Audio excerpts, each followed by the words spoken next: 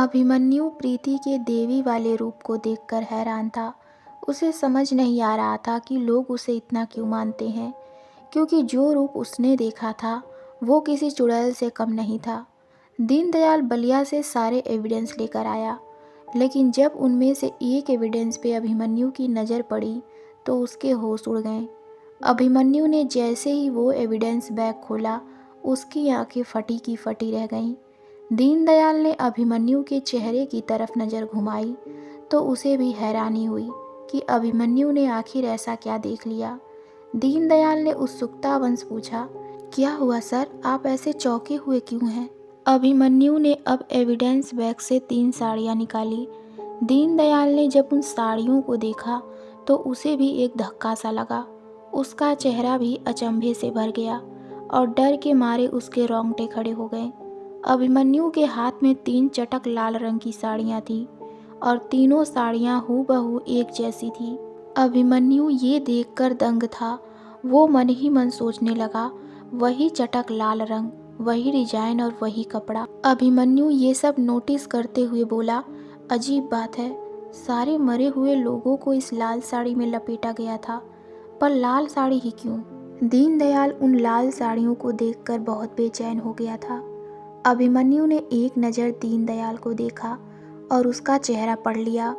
इससे पहले कि दीनदयाल कुछ भी बोले, अभिमन्यु तुरंत बोला, अब ये मत कहना कि डायन ही लाल रंग पहनती है, उसी ने इन बेचारे लोगों को मारा है। मुझे डायन की बातें या उसकी कहानी जानने में कोई इंटरेस्ट नहीं है। दीनदयाल कुछ नहीं बोला, लेकिन उसके चेहरे पर अभी भी एक डर छाया हुआ था और टकटकी लगाए उन साड़ियों को वो डर भरी निगाहों से देखे जा रहा था, मानो उसे साड़ी की जगह डायन दिख रही हो।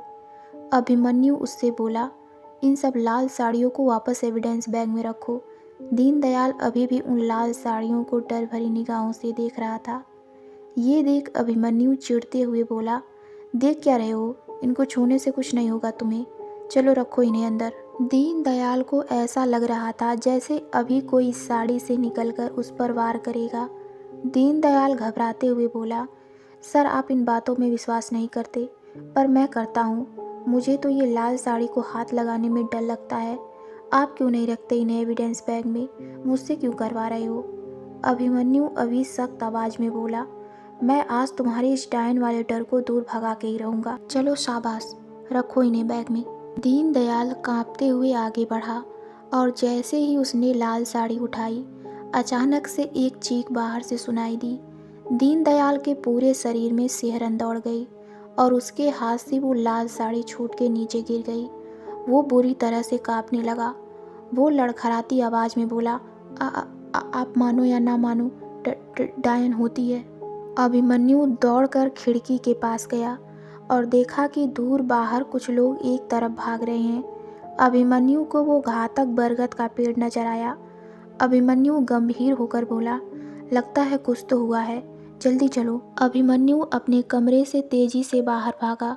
दीनदयाल बुरी तरह से घबरा गया था। उसकी नज़र गिरी हुई साड़ी पर पड़ी और एक पल के लिए उसे ऐसा लगा जैसे उस साड़ी में उसकी लाश लिपटी हुई पड़ी हो। डर के मारे उसका खून सूख गया और बिना वक्त गवाए अगले ही पल वो भी अभिमन्यु के पीछे भागा। रात के 11 बज गए थे जब अभिमन्यु और दीनदयाल मौकाए वारदात पर पहुँचे। वो जगह एक सुनसान सा खेत था जो कुछ पेड़ से घिरा हुआ था। खेत के पास 2-4 लोग मसाले लालटेन लिए घबराए हुए खड़े थे। अभिमन्यु और दीनदयाल ने लोगों को वहां से हटाया और खेत में आगे बढ़ गए। थोड़ी दूर आगे उन्होंने जो देखा वो बिल्कुल भयानक सा था। ये देखकर उन दोनों के होश उड़ गए। सामने एक पेड़ के पास एक लाश पड़ी थी जो ठीक ऐसी ही लाल साड़ी में लिपटी हुई थी जिसे अभी अभिमन्यु घर पे देख कर आया था। मरा हुआ आदमी तकरीबन 60 की उम्र के आसपास का था। उसका गला बुरी तरीके से काटा गया था। लाश के पास कुछ अजीब सी चीज़ें भी दिखाई दी, वही काला जादू का सामान, तंत्र मंत्र की चीज़ें, सिंदूर की डिब्बी, लाल चूड़ियाँ और एक कटा हुआ नींबू। अभिमन्यु हैरानी से ये सब देख रहा था। दीनदयाल को ये सब देखकर एक धक्का सा लगा। उसका पूरा शरीर कांप रहा था, लेकिन किसी तरह उसने खुद को संभाला हुआ था। अभिमन्यु ने दीनदयाल से कहा, फिर वही लाल साड़ी, वही डिजाइन और वही कपड़ा, और ये काला जादू का सामान। मेरी तो कुछ समझ में नहीं आता है कि कातिल बताना क्या चाहता है। क्या है ये लाल साड़ी का राज? कौन कर रहा है ये सब? दीनदयाल डरा हुआ सा अभिमन्यु की तरफ देखने लगा और कांपती हुई आवाज़ में बोला, सर मेरी बात समझने की कोशिश कीजिए। पहले भी बोल चुका हूँ, इसका एक ही मतलब है, ये कोई आम कत्ल नहीं है सर, ये काम उसी का है। अभिमन्यु दीनदयाल की बातों पर बिल्कुल ध्यान न देते हुए आगे बढ़कर कुछ छानबीन करने लगा। वो ज़मीन पर कुछ बड़े करीब से देखने की कोशिश करने लगा। तभी उसे कुछ नज़र आया। उसने तुरंत ही नीचे झुककर अपने मोबाइल की टॉर्च लाइट ऑन की और उसकी रोशनी में ज़मीन पर बड़े ध्यान से देखने लगा। ज़मीन पर कुछ घसीटने के निशान थे, जैसे किसी को घसीटते हुए एक तरफ ले जाया गया हो।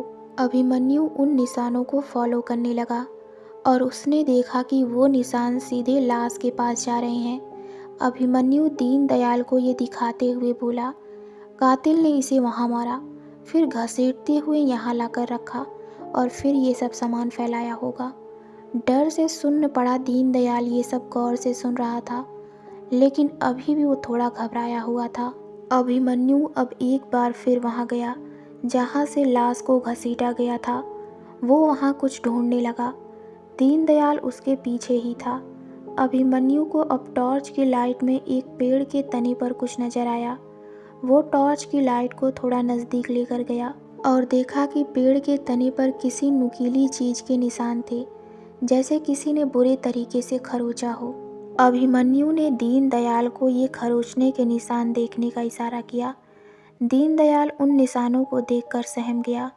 दीनदयाल घबराते हुए बोला, सारे सबूत आपके सामने हैं सर, फिर भी आप क्यों नहीं यकीन कर रहे हैं? अभिमन्यु गंभीर होकर बोला, कैसे मान लूँ दीनदयाल कि इन सब मौत के पीछे कुछ सुपर नेचुरल चीज़ है? दीनदयाल घबराई हुई आवाज़ में बोला, सर तो इन खरोचों का क्या मतलब? ये लाल साड़ी, ये काला जादू का सामान, लाश को घसीटना और फिर गला काटना, अगर ये डायन का काम नहीं हो तो किसका है? अभिमन्यु अब थोड़ा परेशान सा हो गया। वो चिढ़कर जोर से बोला, बस करो दीनदयाल प्लीज़, कितनी बार वही बात दोहराओगे? नहीं सुननी मुझे तुम्हारी डायन वाली थ्योरी। अभिमन्यु की आवाज़ इस बार पास खड़े गांव वालों के भी कानों में पड़ी। वो सभी ये सुनते ही वो डर के मारे पीछे होने लगे। अभिमन्यु उसी स्वर में फिर बोला, मेरी बात ध्यान से सुनो। मेरे लिए अब ये क्लियर है कि ये काम एक सीरियल किलर का ही है और ये सीरियल किलर किसी तरह के तंत्र मंत्र या काले जादू में शामिल हो सकता है। इन हत्याओं को एक धार्मिक चीज के लिए कर सकता है या फिर एक तांत्रिक के बहकावे में आकर ये कत्ल कर सकता है। और अगर उसका कारण इन सब से नहीं है, फिर तो ये कातिल बहुत बड़ा साइको है जो ये सब बेवजह कर रहा है। तभी एक गांव वाले की आवाज़ आई, साहब ऐसा कुछ भी नहीं है, ये सब कहने की बातें हैं। असल में ये काम तो उस डायन का ही है जो अभी आज़ाद हो चुकी है। तभी उसके बगल वाले इंसान ने उसे कोहनी मारकर चुप कराया और डर को घोंटते हुए आंखों ही आंखों में उसे समझाया कि इतनी रात को उसका नाम लेना भी जानलेवा हो सकता है। अभिमन्यु उसकी बातों को नज़रअंदाज करते हुए बोला, मैं अभी टीआई दशरथ को फ़ोन करके एम्बुलेंस मंगवाता हूँ, तुम फॉरेंसिक टीम को अलर्ट कर दो, कल आकर वो मौकाए वारदात पर फिंगरप्रिंट चेक करें। दीनदयाल तुरंत ही फॉरेंसिक को फ़ोन करने लगा और अभिमन्यु टीआई दशरथ को। कुछ गांव वाले अभी भी वहीं कुछ दूर पर खड़े थे। उनके मन में तरह तरह के सैकड़ों सवाल चल रहे थे। अभिमन्यु दशरथ से बात करके उन गांव वालों के पास आया। गांव वाले उसे अजीब तरीके से देख रहे थे, जैसे डायन की बात पे भरोसा न दिखा के अभिमन्यु ने कोई बहुत बड़ा अपराध कर दिया हो।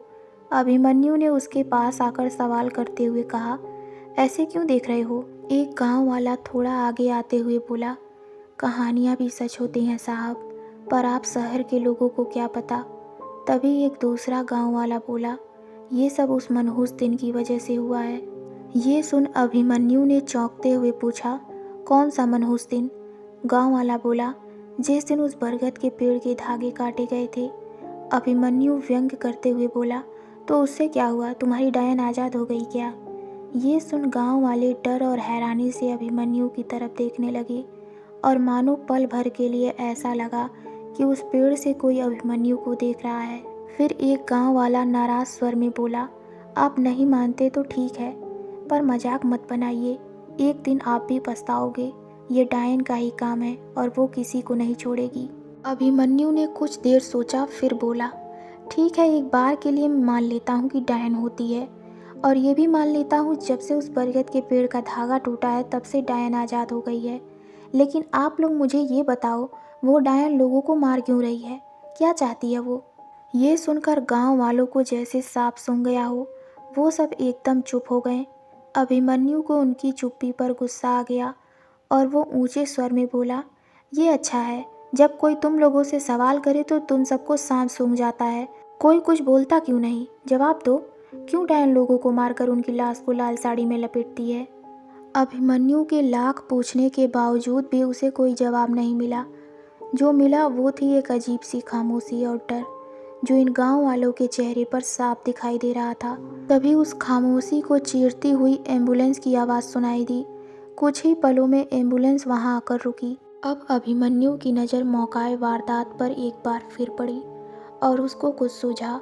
वो दीनदयाल से बोला, दीनदयाल, गांव वालों की मदद से इस एरिया को घेरना पड़ेगा, नहीं तो सुबह तक अगर किसी ने यहाँ छेड़खानी कर दी तो पंगा हो जाएगा। दीनदयाल गांव वालों के पास मदद के लिए गया, पर गांव वालों ने किसी भी मदद से साफ मना कर दिया।